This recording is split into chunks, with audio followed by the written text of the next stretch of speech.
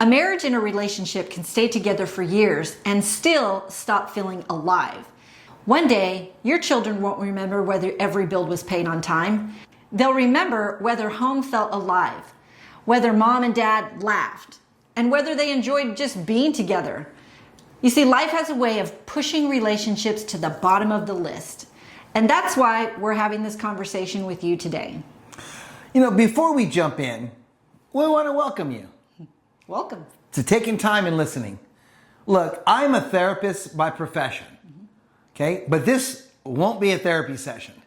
This is just us sharing what we've learned more than 30 years of marriage, of surviving addiction, of a violent home burglary, financial hardship, and rebuilding our lives as individuals, then rebuilding our relationship as a married couple.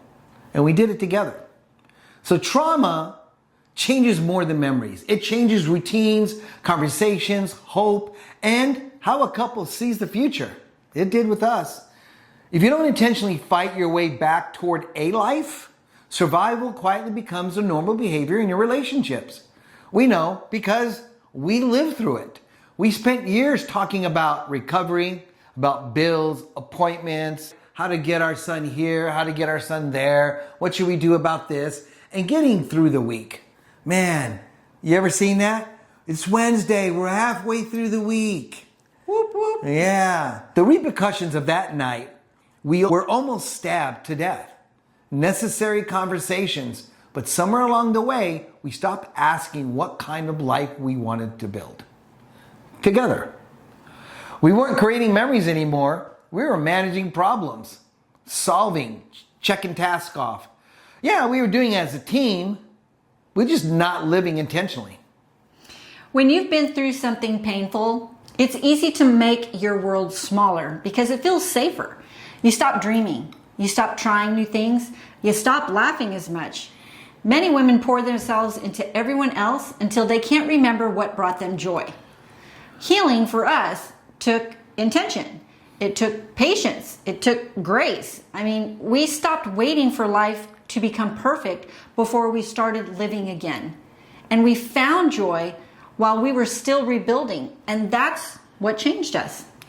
You know, when we sit with couples talking about their challenges, we are asked, how the hell did you two make it from there to here? And there is not one answer. It's dozens of little changes, struggles, decisions before we can get to the stable ones like taking walks, honest conversations, prayer, laughter, and we have a lot of that. But it felt awkward at first. Yes, you know, looking ahead again, foreign. Hope isn't believing bad things will never happen again, because we have hope. Hope is believing they don't get to decide the rest of our story. So if you've experienced pain together, rebuilding takes twice the intention, takes twice the patience, takes twice the grace. It seems impossible. It did for us until we went through the dark tunnel hoping to see a light and eventually saw a glimmer and we kept walking towards it. If you're there now, please know you're not alone. If we can, you can. It's not impossible. That's right. And in the end, it's worth it. This week, stop hiding from your future. Instead, create one small memory together. Whether that's sitting outside, taking a drive, cooking dinner together, watching the sunset. Tell each other one memory that still makes you smile and one dream that you still have. Put one experience on the calendar before this weekend's. If it isn't scheduled, life usually will crowd it out, and your marriage and your relationship, it deserves more than just surviving. It deserves laughter, connection, and hope. You know, before we wrap it up, I want to tell you a quick story. When our son was young, we went to this fair. We went to this fair at night. We ate at home because we didn't have money to eat there because we knew a little kid with a fair, he wants to eat everything, right? So we saved our money for him. We were down to our last dollar on the way out, and he hasn't gotten anything, played any games or nothing. So we took that dollar and we put him in to the game where you put the water, you spray the water in the horse races. And it was just him and some older guy. We thought, oh, he has a chance he's going to win something. Before the game started, every chair filled up. We were like, oh no. But we were rooting him on, focus, focus, focus. And he won. He beat everybody else's chair and got the biggest prize. His face was so big, it was our last dollar. Yep. I remember that good time. So what we want to offer you is a companion guide called Live Again Together. You can download it using the link in the description. This isn't another worksheet to skim and forget about it unless you decide to. We encourage you though to set aside an hour this week, pour a cup of coffee, turn off your phones, and work through it together. It will help you recognize where life has quietly pulled you apart, remind you of the dreams and memories you've shared, and challenge you to create new memory this week.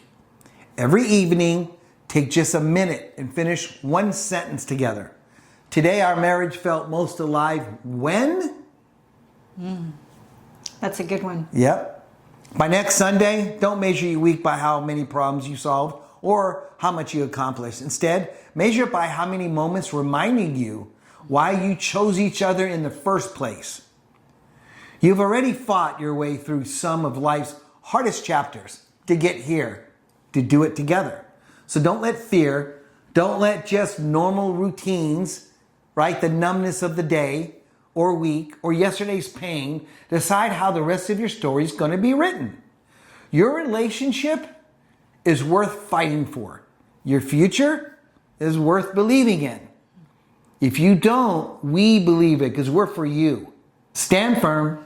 And never surrender. Until next time. See ya. See ya.